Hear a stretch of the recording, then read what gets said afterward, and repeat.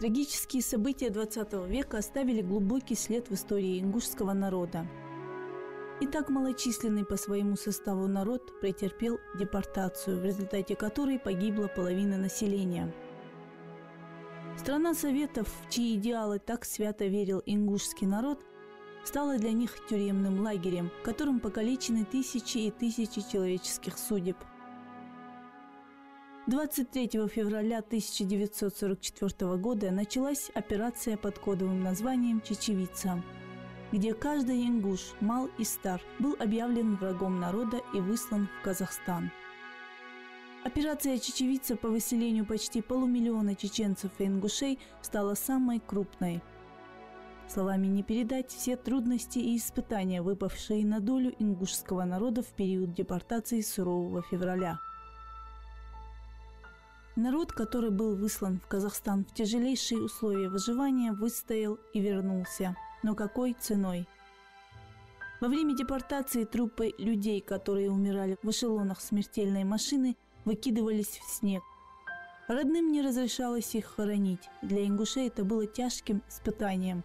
Ведь для нас очень многое значит захоронение тела с соответствующими исламскими ритуалами. Захоронения ингушей находятся вдоль железных дорог, так как они образовывались стихийно. Увидев, в каком состоянии находятся могилы наших предков, Раис решил организовать работу по восстановлению этих захоронений.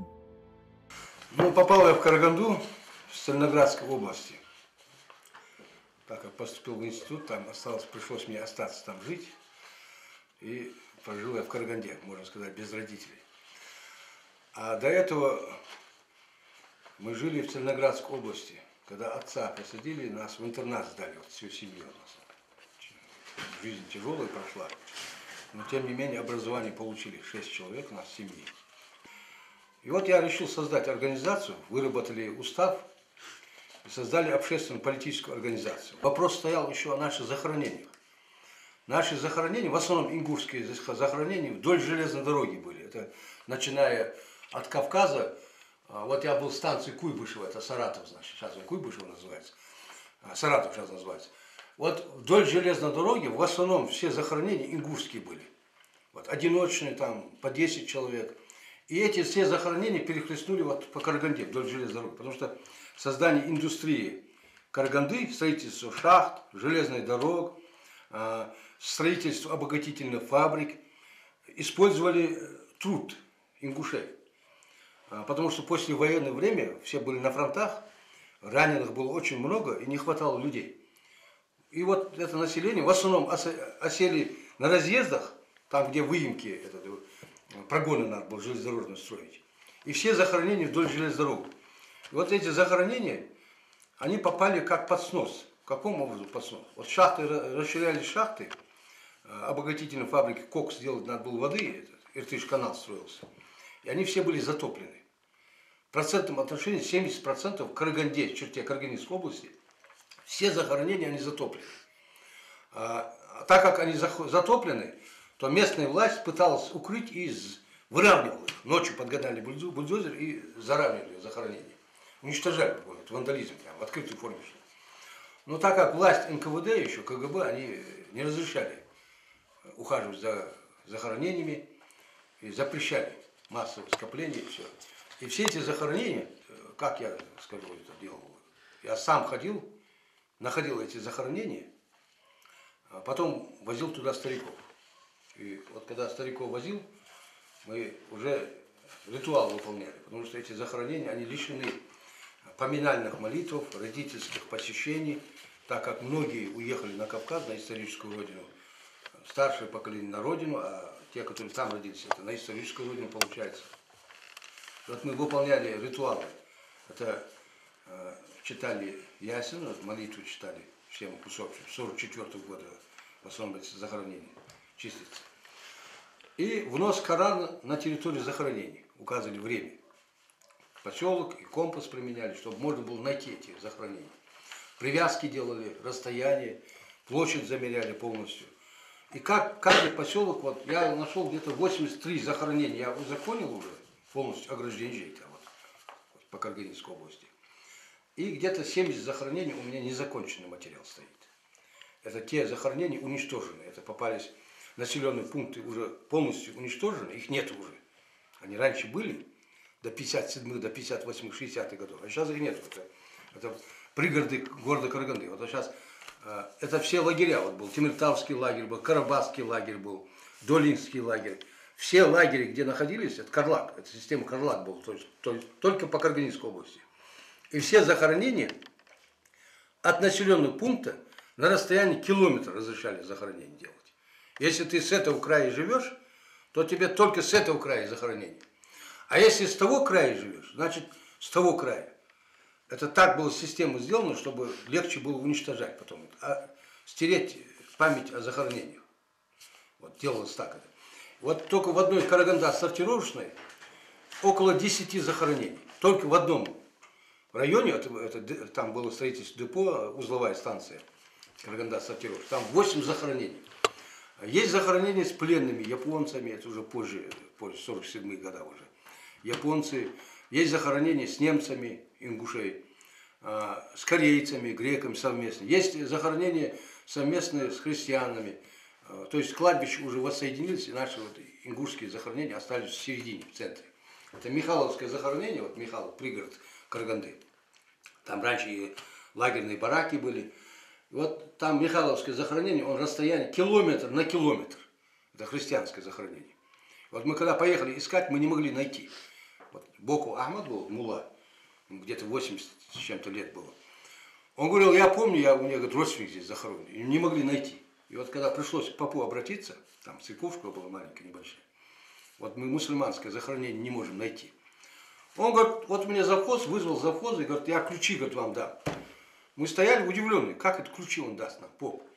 Он говорит, я, говорит, вокруг вашего захоронения сделал, говорит, ограду, говорит, и на замок, говорит. Это Михайловка, Большая Михайловка называется. Это, наверное, жители помнят, наверное, Михайловка, большая кладбище. Он говорит, чтобы порой, говорит, у нас, говорит, приходишь, говорит, утром уже, говорит, кто-то захоронен, говорит, это. Особенно, говорит, дети маленькие, кто-то умер. Это тяжелое время было, умирали русские, 20 миллионов, на фронтах 40 миллионов, говорят, погибло. Беспредел шел по всей стране. И поэтому хоронили как попало, где попало и быстрее. И наше захоронение осталось в центре христианские, где-то на расстоянии от края 500 метров надо было пробиваться полностью. Но я сам читать не умел молитву, я обычно что делал? Я все села, ингушские села перечислял. Сурхахи, Назрань, чтобы они услышали, что есть ингуши, они же когда умерли, 44-45 года. Я не умел читать молитву этой. Так ты знаю, а я если читать не умею, надо же специалисты были. Я села называл, Сурхахи, Али Юрт, чтобы слышали. Я это читал как молитву. Вот. Но впоследствии я стариков возил туда несколько раз. А были захоронения, вот Дубовка, Большая Дубовка. Там полностью было уничтожено захоронение. И вот мне 6 месяцев я судился с властью, совхозом, ближайшим совхозом. Против меня выставили 2 фронтовика. Оспаривали вот это. Я требовал сеновал убрать захоронение. Они заявляли, что мы бандиты. Вот. Способники Гитлера там, или кого там, Муссолини, не знаю. И в результате я выспорил 6 месяцев процесс этот. Это был тяжелый процесс. Ежедневно меня вызывали. И заставили убрать сеновал. Полностью асфальт сняли. У меня есть тут архив. И убрали 50 сантиметров щебень. Ну, из ближайших сараний, малых сараний, вот чеченцы приехали, поголовно духнах-бяхарцик, и женщины, и восстанавливали это кладбище полностью. 50 метров от нашего захоронения, христианское, находится очень ухоженное состояние все. У нас практически исчез память о захоронениях, у нас нету, никто не занимается этим. Это же, это святое дело, это же, как же это? Если сказать, перезахоронение средств. Вот японцы перезахоранивали свои захоронения. Вот у меня тут есть чертежи, где вот они перезахоранивали. Они с Японии приезжали, выкапывали своих умерших. Они по биркам находили, там у них бирки были, военнопленные они, которые были японцы. И этим по биркам они узнавали своих. И они вывозили туда, в Японию. Эстонцы то же самое, немцы то же самое делали это в основном. Вот, в основном военные они делали это. А ну наши, конечно, наверное, не смогут. Ну вот старики знают, как их хоронили. Вот в эшелонах везли, вот прям мертвых в снег закапывали, А там местные жители, чтобы уже там чисто с экологической точки зрения это перезахоранивали там, где попало. И такие случаи. Я много находил захоронений, где 3 человека, 4 человека местные показывали. Вот на станции Куйбышев я приезжал сюда, в Россию, в Саратов, сейчас нынешний. Там 2 часа я беседовал со стариком, русским, путейцем был. Он потом подбежал, иди, говорит, туда, я сейчас приду. Через посадку пробежал, и мне, говорит, вот там закапанные, говорит, трупы, которые с вагонов сняли во время депортации. Ну, это одно, но в очень тяжелом состоянии это захоронение находится. Практически в каждом населенном пункте вот это, Казахстана, есть захоронение. 2 человека, 3 человека, 10 человек. Те, которые захоронение казахам подзахоранивали, вот, казахские могилы, те уцелели. Все те захоронения, которые остались одиночные, вот, они буквально, вот поля, вот после Целини, вот Целина, поднятие Целины было вот, в хрущевское время, буквально в смысле массовая перепашка земли была. Там, кладбище есть, нет, они тут же его выравнивали, сравнивали и уничтожали. И вот я где-то около 50 штук я не смог найти. А местные жители со мной ходили, и вот визуально уже так. Работа проводилась по всей Карагандинской области. Раис вместе со священнослужителями объезжал, находил такие захоронения и пытался, насколько это возможно, восстанавливать их. Им за время существования этой организации была проделана колоссальная работа по нахождению ингушских могил и кладбищ. Проводились ритуальные молитвы, читалась ясин над захоронениями на случай, если вдруг человек был захоронен без всякого соблюдения исламских канонов, ведь это было неудивительно, у них не было на это возможности. Во многих местах восстанавливались ограждения, в некоторых местах приходилось даже судиться, оспаривать ситуацию. Сортировка, Караганда сортировочная, район Керосинки, у меня есть здесь документ. Там полностью были сняты обелиски захоронений, но частично остались, которые не могли выкопать их. Эти обелиски уже на фундамент заливали соседи там. Это одно. Второе. И на это же захоронение, он где-то 100 метров на 150, вот эта площадь, поставили пивнушку. И отхожее место, этот туалет поставили, прямо на кладбище. И это продолжалось лет 10, наверное, если не больше. Вот, я-то там не жил, я не знал это. А это со стороны трассы, где проходимость большая, чтобы больше людей пиво покупали, они там это сделали. А с противоположной стороны, там какой-то эстонец, литовец, он взялся построить там костел. Не церковь, а костел, они католики. И вот когда нам приехали, сказали, вот в таком положении там находится, очень тяжелом, соседи пожалуйста, пивнушка, пьянство идет, драки идут, ваши чеченские, ваши ингушские захоронения, мол, как вы это? Ну и старики сказали, тебе надо выехать, посмотреть там. Я выехал туда. Ну, когда мы начали эту работу, ну, человек, наверное, 100, если не больше, то на нас нападение начали. Пивники, вот, наркоманы все, как же это место свое. То мы поставили ультиматум администрации. Немедленно убрать пивнушку, и туалет убрать, и весь свалку мусора. И освободить от костела это наше захоронение. Ну и в конце концов это старики запретили мне ехать туда, потому что могут это жертвы быть. Конфликт сильно нарастал, это сортировка была, местные там это. А я распустил людей, сказал, уезжайте, и вот с Назрани, вот здесь, с Ингушетии, Акиева ребята были, с Лепсовски жили, Кельна были, исключительные ребята. Я говорю, Магомед, я туда, говорю, поеду сегодня, говорю, или умру, говорю, ну или я, говорю, добьюсь, говорю, свою. Не дам я, говорю, этому пивнушке там быть, говорю, и этот. Ну вот поезд Алма-Ата-Свердловск, на вокзале стоял поезд, там он минут 10 стоит. И в нем ехали какие-то старики, в Алмату ехали, со Свердловска, чеченцы.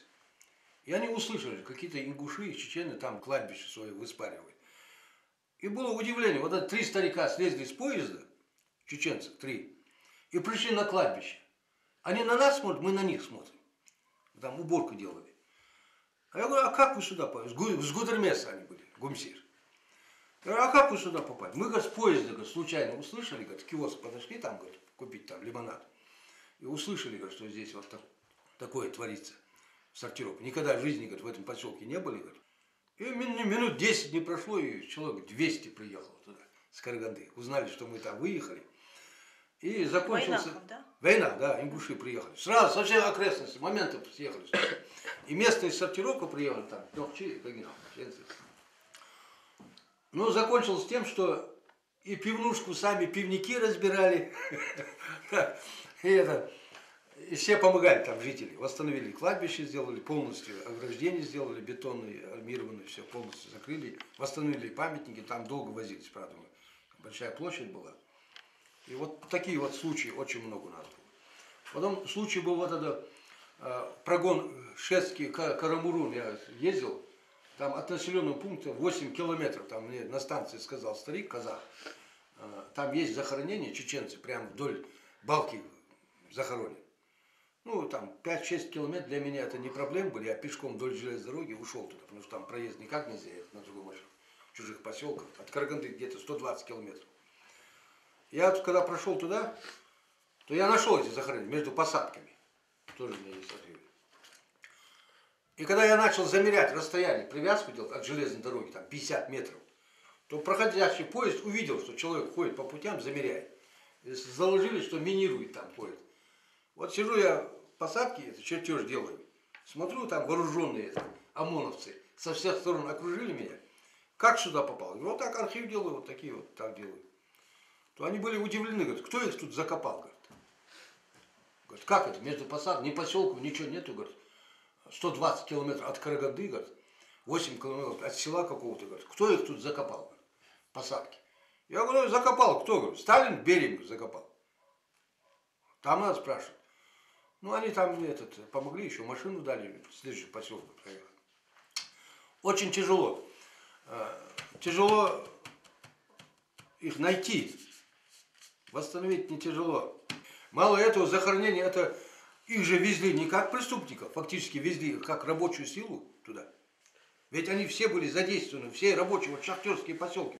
Но первое, что надо сделать, память о захоронениях надо сохранить. И чтобы молодежь знала историю наших отцов, братьев, сестер. Они не должны исчезать. Никто не забыт, ничто не забыто. Наш народ, как и другие репрессированные народы, не исчез после трагедии 1944 года, хотя в ходе депортации погибло более трети ингушского населения. И все это благодаря прежде всего силе духа, сплоченности и жизнестойкости, унаследованной от своих предков. Мы всегда должны помнить, что наши дедушки и бабушки захоронены на другом конце света и умерли, мечтая вернуться и быть похороненными здесь, у себя, на родине.